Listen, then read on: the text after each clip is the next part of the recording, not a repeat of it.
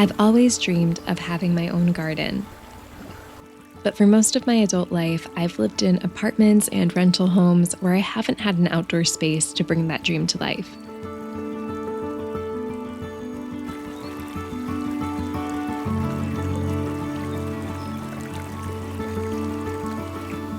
A few years ago, I decided that instead of waiting indefinitely for an outdoor gardening space, I would make it work with what I had and start one indoors. So in my first apartment, I grew microgreens on the windowsill.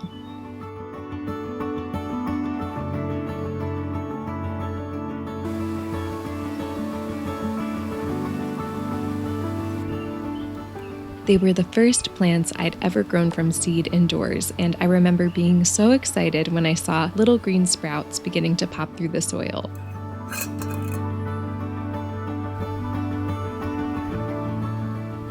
I'll never forget the joy of making some avocado toast topped with homegrown microgreens. It was the first time I'd ever eaten something I'd grown myself.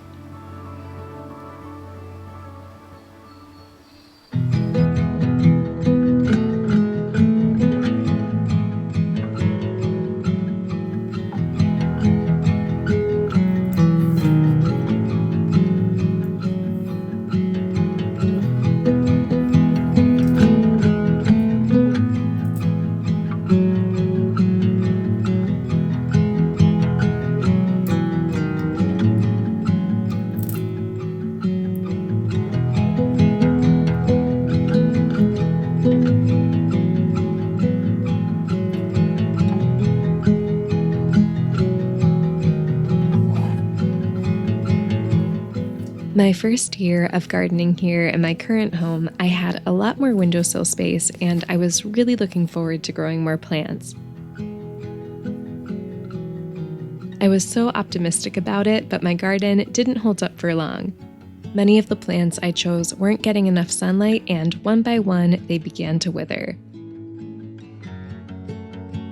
I tried so many different things to revive them, but unfortunately, nothing worked.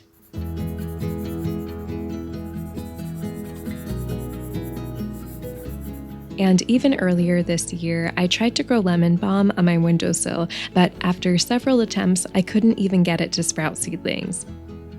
And I eventually concluded that I simply couldn't create the right growing conditions for the plant in my home.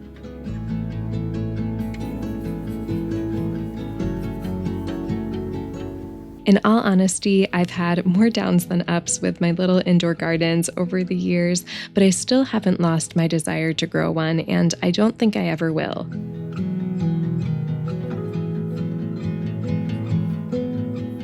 Instead, it's been a practice in the art of perseverance, learning how to keep trying and to enjoy the process even when it doesn't work out.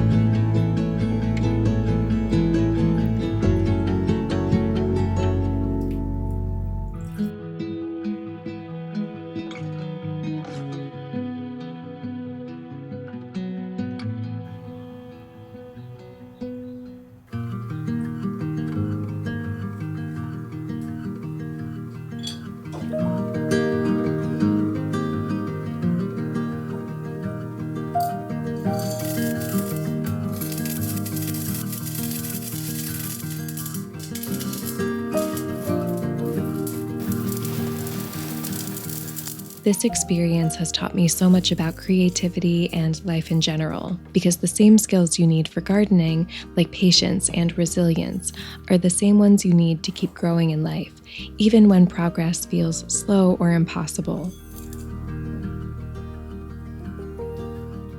Like a garden, it takes effort to create an environment where you can grow. While perfect conditions are rare, the choices we make can influence our environment for better or worse. And for those of us with less than ideal growing conditions, we may need a little more love and care to thrive.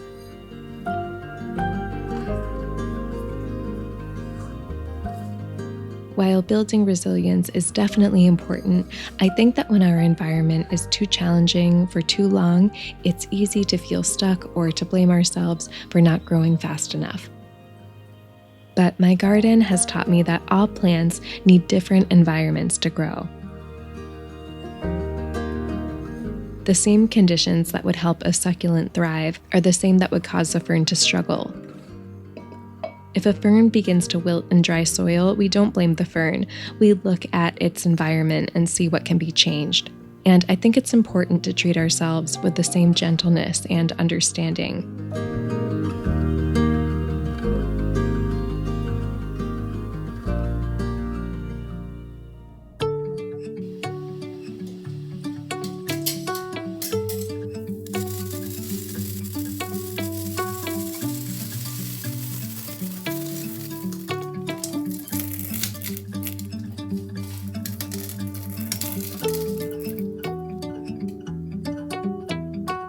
There's an old adage that I've come to live by in recent years: water the flowers and pull out the weeds. Obstacles and difficulties in life are inevitable, but we get to decide what we let take root. I have found this to be especially true when it comes to shaping a supportive environment for creativity.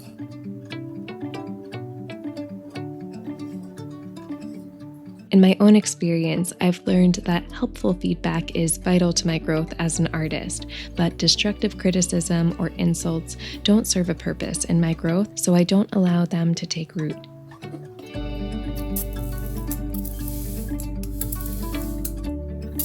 Learning how to tell the difference and set those boundaries has taken me years, but I've built a stronger sense of confidence and self-worth in the process.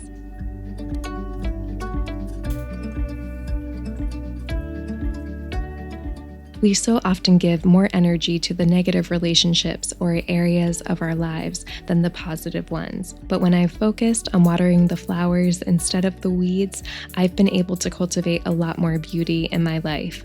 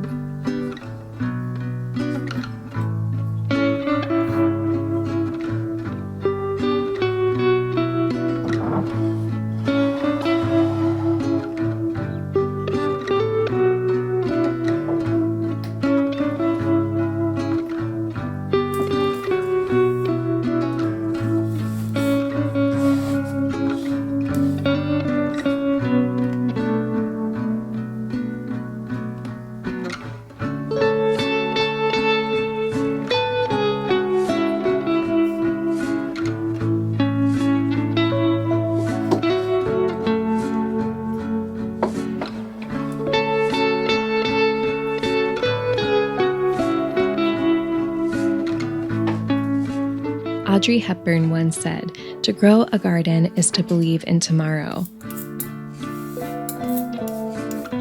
In my own experience, I've found that gardening is one of the purest acts of optimism. There's a vulnerability in allowing ourselves to hope, to be disappointed, and to hope again anyway. I don't know how my garden will turn out this year, but I know that the experience itself, the act of tending and trying, will be beautiful, and that in itself is enough.